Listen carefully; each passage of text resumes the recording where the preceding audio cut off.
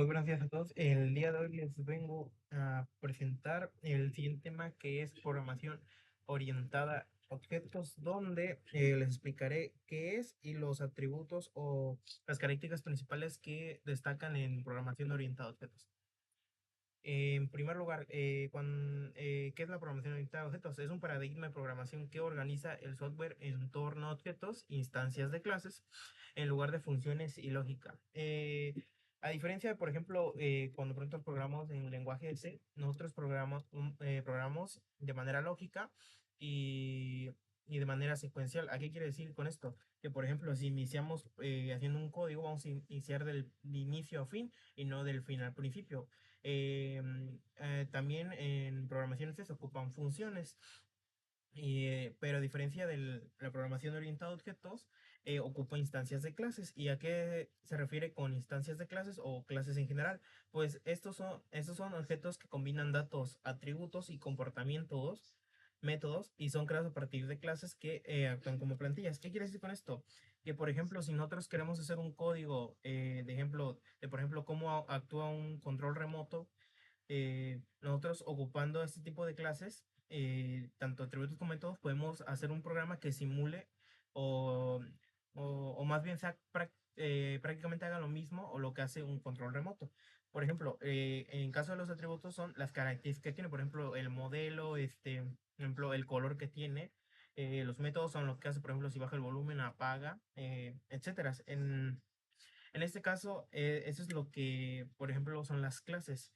Ahora, en programación orientada a objetos hay cuatro puntos claves que lo caracterizan o lo que hace que sea programación orientada a objetos, que son el encapsulamiento, herencia y polimorfismo y abstracción.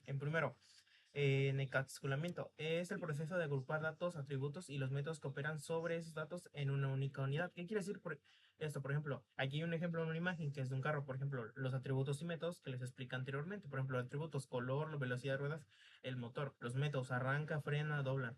En eso se basa el encapsulamiento principalmente. O sea, tanto los atributos y métodos que tiene un objeto del mundo real que queramos, por ejemplo, ponerlo en un código o hacer un código que haga más o menos los métodos que hacen en general.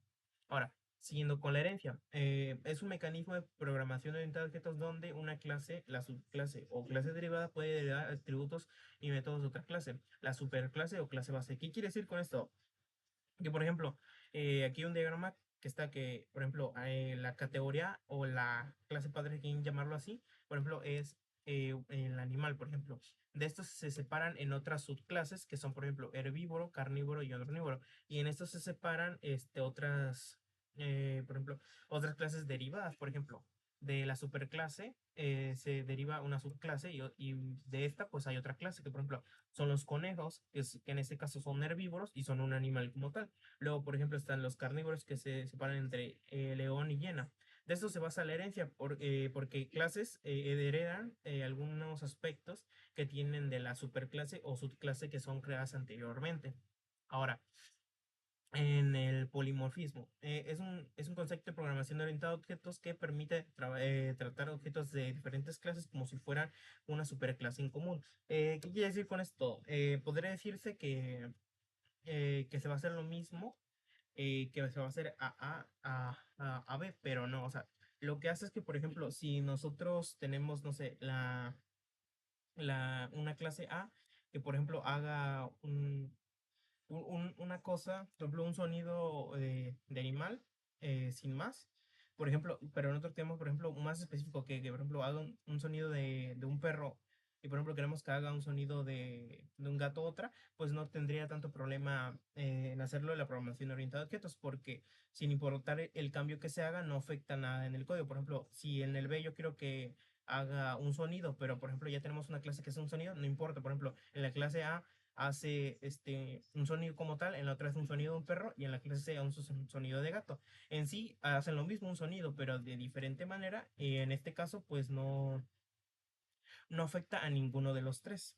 Ahora, por último, el de abstracción. En este dato es ocultar los detalles complejos de cómo funciona algo, mostrando solo la funcionalidad esencial.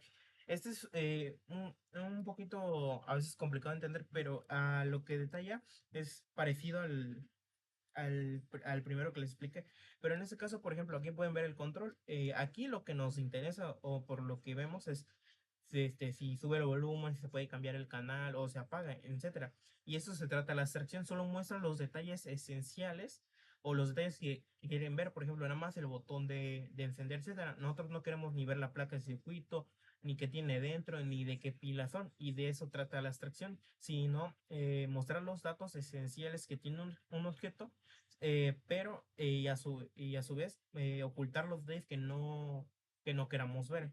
En este caso, por ejemplo, aquí podemos ver los botones encendidos, como expliqué, y los que no queremos ver, pues es la placa de circuitos que tiene, cómo van las señales de los circuitos, por ejemplo, para cambiar los canales y, por ejemplo, también el tipo de batería.